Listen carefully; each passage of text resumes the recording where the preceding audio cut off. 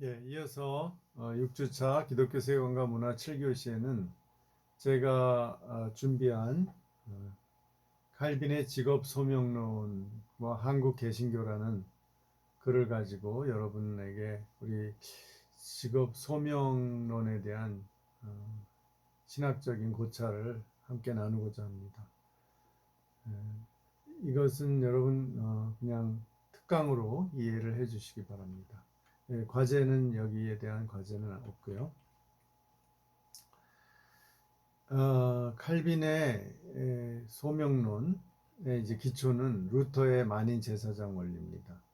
루터가 종교개혁을 1517년에 하면서 너희는 택하신 족속이요 왕 같은 제사장들이요 거룩한 나라라는 이 베드로전서 2장 9절 말씀에서 모든 신자가 이제 왕 같은 제사장이요 거룩한 나라라는 만인 제사장의 원리를 발견했죠. 그는 1917년에 종교개혁을 하고 나서 3년 후인 1520년, 1517년에 시작을 해서 1520년에 신약성서에 관한 설교에서 모든 신자가 신앙을 통해서 제사장직을 받았다고 역설합니다. 이렇게 말합니다. 신앙이 모든 것을 해야만 한다. 신앙만이 참된 제사장적인 직임이다. 그것을 대체할 수 있는 어떤 것도 허용되지 않는다. 그러므로 모든 그리스도인들은 젊은이건 노인이건 주인이건 종이건 남자건 여자건 배웠든 혹은 배우지 못했든 간에 제사장이며 모든 여인들은 여사제이다. 즉 우리 모두가 신자 모두가 예수 그리스도에 대한 신앙을 통해서 제사장, 사제가 된다 이거예요. 우리 지금 한국의 좀 성직자주의적인 경향과는 다르죠. 목회자는 특별하고 하나님의 이제 사명을 받은 사람이고 일반 신자들은 그냥 따라가면 되는 사람이라고 좀 수동적으로 생각을 하는 경향이 있는데 그렇지 않죠. 루터는 굉장히 이 레디컬하게 만인 제사장주의를 강조했어요. 그렇다고 해서 루터교가 목사, 감독제예요. 감독도 있어요. 주교도 있죠. 결코 그 성직자 제도를 무시하는 건 아니고요. 목사 제도를. 그럼에도 불구하고 신학적으로는 모든 사람이 목회자다 또는 모든 사람이 사제다 이런 강조를 하는 거죠. 그래서 루터는 또 같은 해에 선행론에서 이렇게 가톨릭 교회를 비판합니다. 그들은 선행을 너무 좁게 정의함으로써 선행이란 교회에서 기도하는 것, 금식하는 것, 구제하는 것만이라고 한다. 그들은 다른 것들은 가치 없는 것으로 여기고 하나님은 그것들의 중요성을 전혀 두지 않는다고 생각한다. 그러나 하나님은 신앙 안에서 행해지고 말해지고 생각된 모든 것에 의해 섬김을 받는다. 라는 거죠. 우리가 먹든지 마시든지 모든 것을 주를 위해서 하라라는 성경 말씀하고 비슷한 거죠.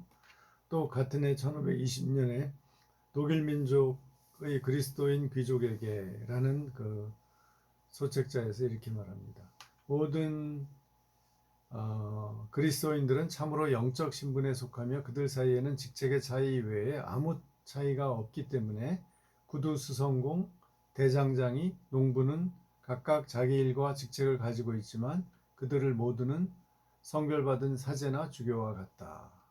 또 1526년에 군인도 구원받을 수 있는가라는 소책자에서 그는 군인도 하나님의 사랑의 법을 실천하는 소명의 직책이다라고 얘기합니다. 이렇게 얘기합니다. 군인은 하나님으로부터 싸우는 기술을 받으며 그것으로 자기의 봉사를 원하는 사람을 마치 그것이 예술이나 기술인 것처럼 섬길 수 있으며 일에 대해 대가를 받듯이 대가를 받을 수 있다. 즉 군인은 전투에서 적과 싸우면서 그 국민의 생명을 살리고 보호하는 활동이므로 하나님의 소명이다라는 거죠. 이러한 그 루터의 만인 제사장주의를 수용해서 더 체계적인 직업 소명론을 제시한 사람이 바로 깔뱅입니다. 그런데 그의 소명론을 이해하기 위해서는 칼빈의 은총론과 구원론 또 성화론을 이해해야 합니다. 그것이 다 결합되어 있기 때문이죠. 그런데 칼빈의 은총론은 이제 은총론에서 그 소명이 나타나는데요. 우선은 일반 은총에서도 나타납니다. 기독교 강요 2권 2장에 보면 이제 타락 이후에도 인간 본성 속에 남아있는 탁월한 은사들에 대해서 얘기하는데 칼빈은 이렇게 말합니다. 우리는 세속 저술가들에게서 이런 문제를 접할 때마다 그들 속에서 비치는 진리의 환한 빛을 보면서 비록 타락하여 그 온전함에서 부패해 있는 상태이긴 하지만 그래도 사람의 지성이 과연 하나님의 탁월한 은사들로 아름답게 장식되어 있다는 것을 배워야 할 것이다. 우리가 하나님을 안 믿어도 탁월한 연구를 하거나 탁월한 실천을 하는 사람들이 많이 있죠. 뭐 노벨상 수상자라든지 또 사회적으로 큰 역할을 하는 그런 능력 있고 또 아주 훌륭한 일을 하는 좋은 분들도 많이 있죠. 이제 그런 것도 하나님께서 주신 거다라는 거죠. 그래서 칼빈은 타락한 전 인류가 하나님으로부터 진선미를 추구하는 능력을 받았고 그중 어떤 사람은 이러한 특출한 재능을 받았음을 인정합니다. 이 재능을 이제 하나님께서 주신 선물이라는 뜻에서 은사, 기프트라고 표현하죠. 이 은사라는 것은 즉 하나님의 선물은 신앙이 없는 사람들, 구원받지 못하는 사람들에게 주어지는 이유가 무엇인가에 대해서 인류의 공통된 유익, 즉 공동선을 위해서라는 거죠. 그래서 이런 은사 또는 은총을 일반 은총 또는 일반 은혜라고 커먼 그레이스라고 부르죠. 개혁신학에서 이제 그 일반 은혜를 주시는 그 목적은 두 가지입니다. 첫째는 죄를 억제하는 거예요. 왜냐하면 죄가 우리를 다 파괴하기 때문에 최소한 우리 이 파괴를 막고 생명을 유지하도록 하나님께서 우리에게 일반 은혜를 주시는 거고요. 두 번째는 이 세상을 향유하고 누리도록 하나님께서 해주시는 거죠. 이 세상에서 우리가 믿는 사람이거든 안 믿는 사람이건 다 맛있는 음식을 좋아하죠. 먹고 또 마시고 또 좋은 어떤 여행을 가서 뭐 하여튼 자연이 아름답고 좋은데 우리 벚꽃놀이 이런 거 다 좋아하죠. 이런 것들은 다 모두에게 주신 하나님께서 창조 때부터 주신 하나님의 사랑이 타락한 이후에도 나타나는 것이죠. 칼빈은 이러한 은혜, 섭리를 기쁘게 누리는 것이 마땅하다라고 보는 거죠. 그냥 우리가 하나님을 위해서 우리는 금욕해야 돼, 절제해야 돼서 즐길 수 있는 것, 하나님이 주신 것도 제대로 못 누리면서 사는 것, 그것을 좋다고 생각 안 합니다. 이렇게 얘기합니다. 음식이 사람의 생명을 지탱하는 필수품이기 때문에 하나님께서 음식을 창조하기도 하셨지만 아울러 우리에게 즐거움과 기쁨을 주기 위해서 하나님께서는 음식을 창조하셨다는 것을 깨닫게 된다. 그래서 우리에게 주신 그 일반 학문, 그러니까 이 사회의 모든 학문들이 있죠. 일반 기독교 학문이 아닌 일반 학문도 그 연구된 업적들 또 내용들을 존중하라고 권유를 하는 거죠. 그래서 그것 결과를 우리도 기독교인들도 이용할 수 있다는 거예요. 일반 이론들, 뭐 예를 들면 철학도 마찬가지고요. 심리학, 우리 기독교 상담할 때도 일반 심리학 이론을 공부해야죠. 또 뭐 사회학, 정치학, 경제학, 경영학, 경제학을 배우지 않고 우리가 기독교적으로 경제 문제를 해결한다. 이건 불가능한 거죠. 그래서 칼빈은 만일 우리가 물리학, 변증학, 수학 등의 학문에서 불경건한 자들, 즉 비신자죠. 그들의 업적과 활동에 도움을 받기를 원하셨다면 마땅히 그런 도움을 받아들여 사용해야 할 것이다. 이렇게 얘기를 합니다. 예. 그러나 이것이 다가 아니고요. 분명히 기독교인들에게는 특별은총을 통해서 주어지는 소명이 있습니다. 그래서 이 특별은총, 스페셜 그레이스라는 것은 우리 신자들, 구원받은 그리스도를 믿고 구원받은 신자들이 이 세상의 구원을 이루어가는, 즉 하나님 나라를 이루어가는 특별한 소명이죠. 그들만이 받은 거죠. 여기에는 복음 전도와 함께 그것만이 아니라 우리가 직업과 사회생활을 통해서 하는 모든 가정생활도 포함해서 모든 활동을 다 소명이라고 보는 거죠.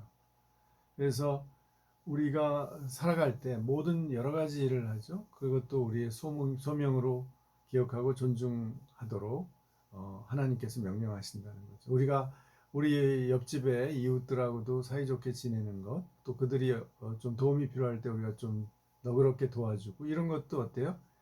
그냥 사랑의 표현이지만 동시에 그것은 하나님의 주신 소명을 이루는 거다라는 거죠.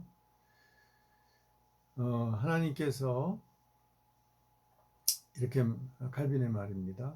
하나님은 각자에게 주어진 삶 속에서 실행할 분명한 의무를 지정해 주셨다. 그리고 사람마다 자기에게 주어진 적절한 한계를 벗어나지 않도록 하기 위해서 하나님은 이처럼 각기 다른 삶의 양태를 소명이라고 이름하셨다.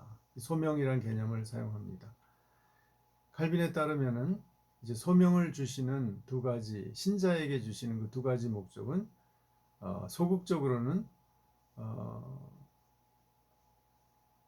소극적으로는 이제 세속적인 욕망과 야망에 빠지지 않도록 보호해 주시는 거예요. 우리를 경계해 주시는 거죠.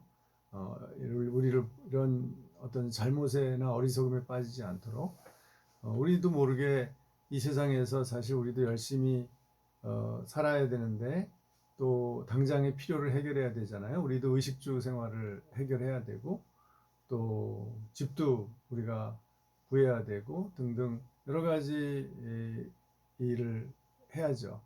그런데 그러다 보면 자기도 모르게 그냥 그 성취와 부자가 되려는 욕망에 빠지게 될 수 있죠. 그러기가 쉽죠.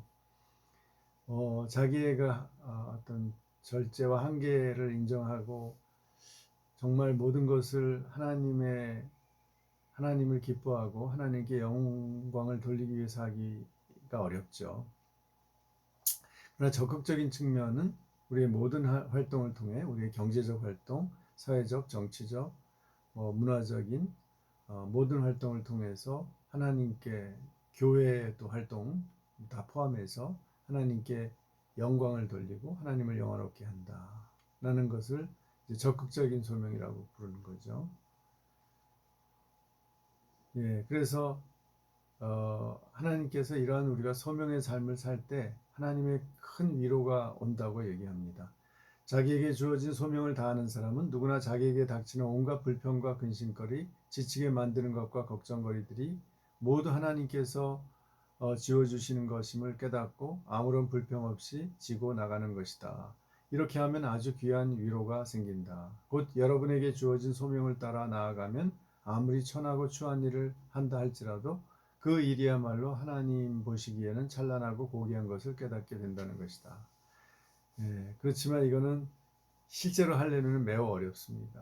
우리가 여기 칼빈의 말대로 천하고 추한 일을 하고 우리가 불편을 겪고 경제적으로 어려움을 겪으면 사실 힘이 드니까 불평을 하게 되고 이것이 찬란하고 고귀하다고 생각을 못하게 되는 거죠. 그러니까 그것을 극복하는 것은 매일매일 나를 구원하신 주님과 더불어 주님과 교제하면서 살아갈 때만이 사실 하나님의 말씀을 읽고 깊이 묵상하고 기도하면서 성령과의 교제를 통해서 이게 가능한 거지 그냥 이론적으로만 신학적 이론으로 우리가 이것이 맞다라고 생각한다고 절대로 그렇게 되지 않죠. 오히려 실망하고 낙담해서 오히려 반대로 가기가 쉽습니다. 이것을 이제 루터는요 십자가 신학이라고 했어요. 테올로기아 크루시스. 그런데 그에 못지않게 칼빈도 하나님의 소명을 이루는 신자의 삶에서 예수님의 그 고난을 따르는 십자가의 고난이 굉장히 중요하다라고 봅니다. 그래서 세 번째로 일반 은총, 그 다음에 특별 은총, 그 다음에 이제 성화의 과정에서 십자가의 고난을 통한 소명, 이 세 가지, 세 번째 얘기하겠습니다. 우리 그 기독교 강요가 이제 칼빈의 대표적인 저작인데 여기를 읽으면서 이 부분, 칼빈이 신자의 삶의 핵심을 십자가의 고난에서 찾았다는 것을 별로 많이 얘기 안 하는 것 같아요. 그게 이제 아무래도 우리가 그런 쪽을 칼빈에게서 이렇게 그냥 지나치는 거는 그거 별로 좋아하지 않기 때문인 것 같아요. 물론 우리 본능적으로 고난을 좋아하는 사람은 아무도 없습니다. 그러나 때로는 우리가 고난을 통해서 하나님께 더 가까이 가고 또 우리가 성숙해지는 거죠. 그리고 고난이 그것 자체는 힘들고 싫지만 그러나 그걸 통해서 우리가 새로운 또 하나님의 길을 경험하고 또 더 우리가 하나님의 일을 더 하게 되는 경우가 분명히 있고 저도 경험을 했습니다. 그래서 칼빈은 항상 믿음으로 우리가 의롭다고 함을 받는 칭의를 설명한 후에 그 다음에 성화의 삶이 바로 이러한 하나님의 구원의 은혜에 대한 응답으로 보는 거예요. 우리는 성화가 뭐 구원을 못 받기 때문에 성화를 해야 되는 게 아니라 우리가 하나님께 하나님의 은혜에 감사해서 성화의 삶을 사는 거죠. 그 중에 가장 어렵지만 가장 아주 귀한 것이 십자가를 지는 것이다. 그래서 십자가야말로 성화론, 칼빈의 성화론의 절정이다라고 얘기합니다. 칼빈의 말입니다.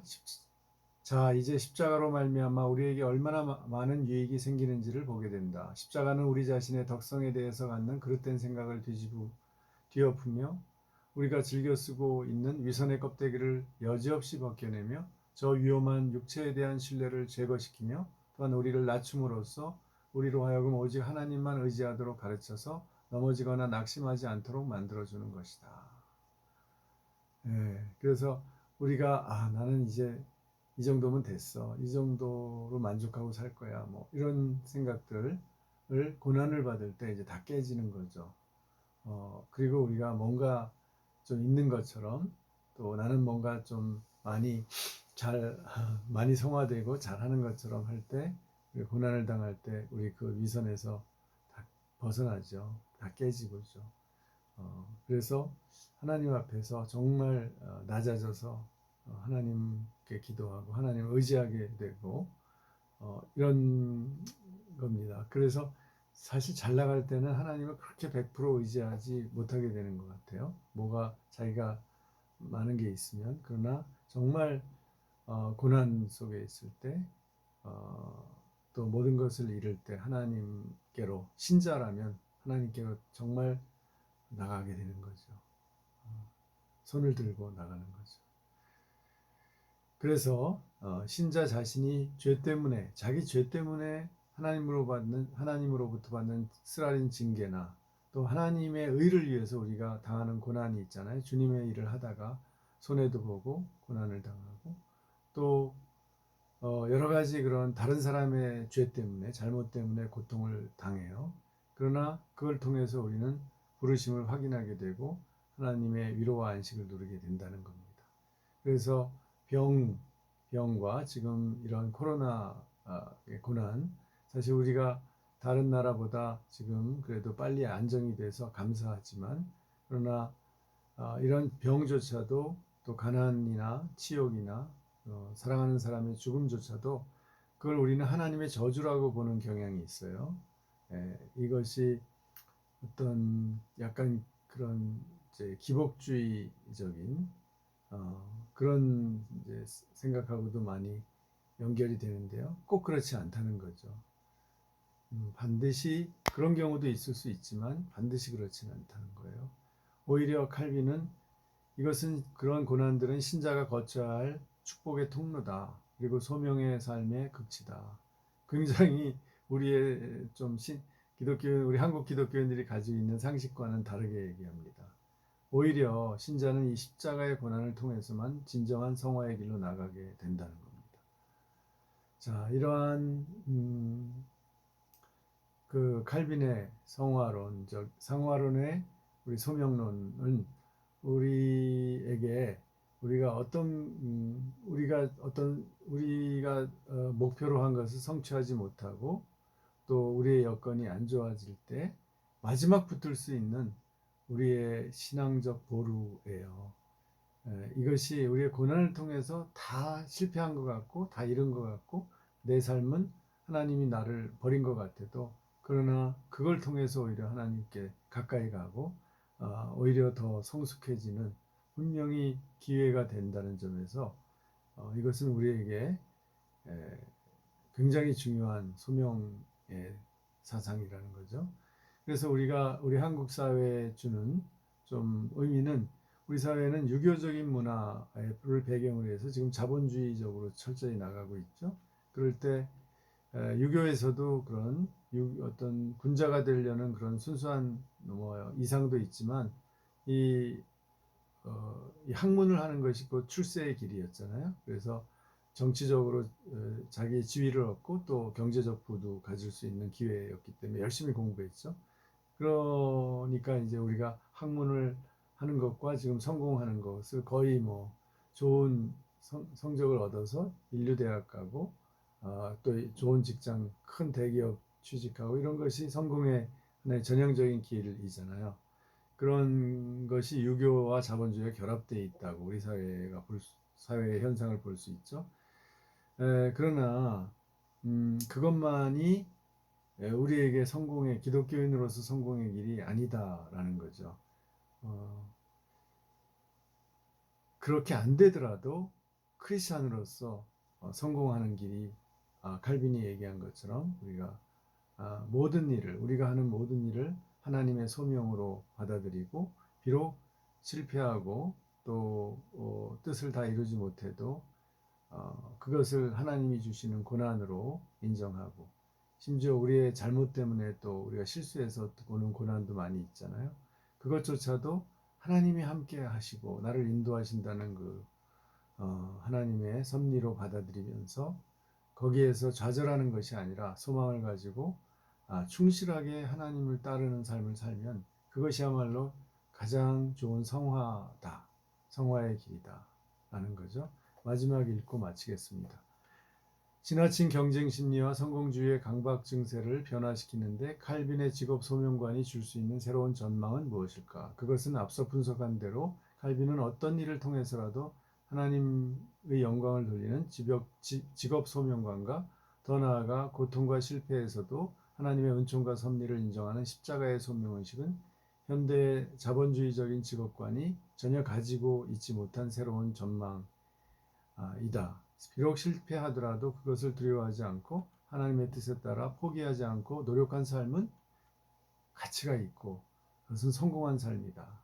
신앙적으로 이것은 자본주의가 따라오지 못하는, 막스 베버가 그